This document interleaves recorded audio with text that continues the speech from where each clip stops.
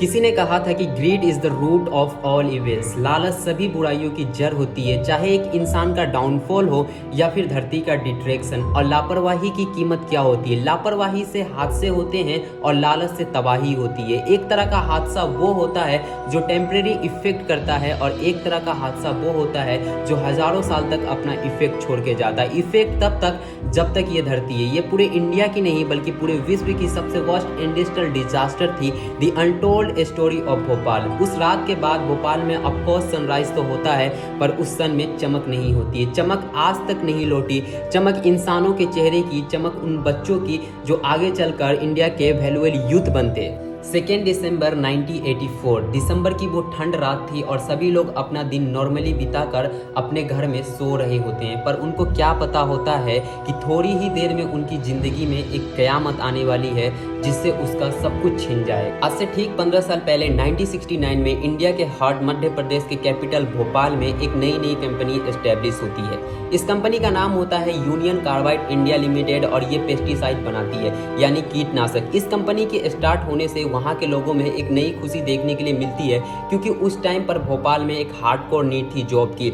लोग बेसिकली मरते थे इस कंपनी में काम करने के लिए। लोगों को केमिकल के बारे में इतनी नॉलेज नहीं होती है, बस उन्हें इतना पता होता है कि ये काम थोड़ा रिस्की है और इसमें पैसे मिलने वाले हैं। और इस कंपनी में लालच और लापरवाही दोनों थी। प्रॉफिट मालिक को हमेशा अंधा कर देती है। वर्कर की सेफ्टी हो या ना हो, प्रोडक्शन होते रहना चाहिए। मशीन की मेंटेनेंस हो या ना हो, प्रोडक्शन होते रहना चाहिए। ये कंपनी कीटनाशक बनाने के लिए मिथाइल आइसोसाइनेट का यूज करती है, जिसे MIC कहते हैं। MIC का पानी के साथ जब कांटेक्ट होता है तो बहुत ही खतरनाक रिएक्शन होता है। ये किसी न्यूक्लियर बम से कम नहीं होता है। अब भोपाल शहर में एक पूरा का पूरा बम तैयार हो रहा था और पूरे भोपाल को जो तबाह कर देगा, ये बम भोपाल में लगा हुआ होता है और ये बम एक दिन फट जाता है। टाइम आता है सन 1984, 2 दिसंबर की रात में। पहले शिफ्ट के लोग जब आते हैं तो ये चेक करते हैं कि यहाँ पर से MIC लीक कर रहा है। वो अपने सुपरवाइजर को कहते हैं कि सर यहाँ से MIC लीक कर रहा है, पर वो उसका सुपरवाइजर उसे नज़रअंदाज कर देता है और कहता है कि रहने दो, दूसरे शिफ्ट के लोग आएंगे तो चेक करेंगे।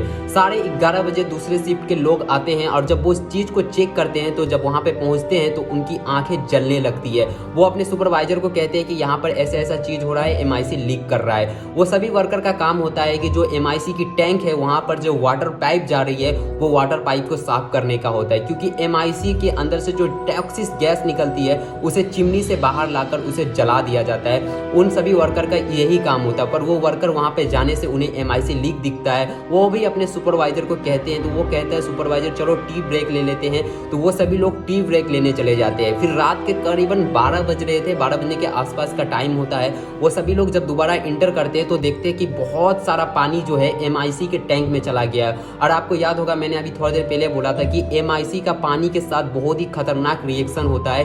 ये किसी न्यूक्लियर बम से कम नहीं होता है। चेरनोबिल घटना के बारे में अगर आपको नहीं पता है तो चेरनोबिल जितना डेंजर है ये उससे भी ज़्यादा डेंजर होता है। आपको वो पानी टैंक के अंदर में जाने लगता है। वो पानी के वॉल को बंद करते हैं, लेकिन इसमें थोड़ा टाइम लग जाता है। ये टाइम लगने के कारण अब MIC पूरी अंदर से पूरी बॉयल होने लगती है और उसके अंदर में बहुत ही खतरनाक तरह का प्रेशर बन जाता है। वो प्रेशर इतना डेंजर होता है, उसका जो मीटर होता है, मीटर में दिखता है तो वो प्रेशर हाई, पर वर्कर लोग सोचते हैं चलो ये नॉर्मल है, पर वो लोग फिर से चले जाते हैं टी ब्रेक लेने के लिए। वो टी ब्रेक लेके जब रिटर्न आते हैं तो देखते हैं कि जो कंक्रीट है वो बेसिकली फट रही है। कंक्रीट फट रही है क्योंकि जो टैंक होता है वो अंडर ग्राउंड टैंक होता है और वो कंक्रीट फटने लगती है। जब वो कंक्रीट फटती है तो अचानक MIC जो होता है, वो जो चिमनी जहाँ से मैं आपको पहले देर बताया था कि जो टॉक्सिक गैस जलाने के लिए निकाला गया था, वहाँ से वो अचानक बाहर निकलने लगती है। वो फायर ब्रिगेड की मदद से उसको पानी मारने के लिए कोशिश करते हैं, पर उनका फायर जेट इतना पावरफुल नहीं होता है कि वो उसमें पानी मार सके। और देखते ही देखते पूरा का पूरा भोपाल शहर में वो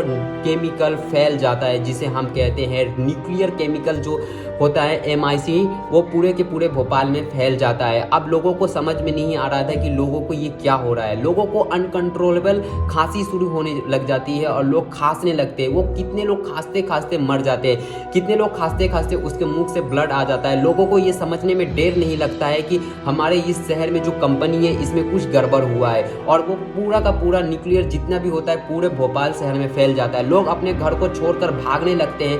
कई लोग भागते भागते ही रास्ते में उसकी मौत हो जाती है। सुबह के 4 बज रहे हैं और कई लोग घर से बाहर निकल करके एक तालाब में डुबकी लगाने जाते हैं क्योंकि वो उनका रेडिएशन का इफेक्ट कम होगा।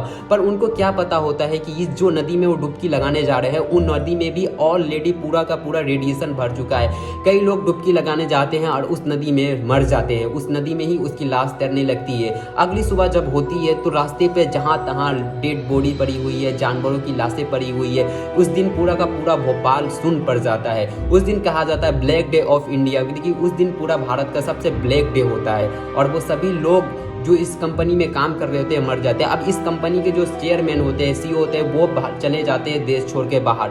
अब वो देश छोड़ के बाहर चले जाते हैं। अब इंडियन गवर्नमेंट इसके पीछे लग जाती है। कॉम्पनसेशन के तौर पर उसने भारत को पूरे $470 मिलियन दिए थे, उस टाइम के पूरे 700 करोड़ रुपए।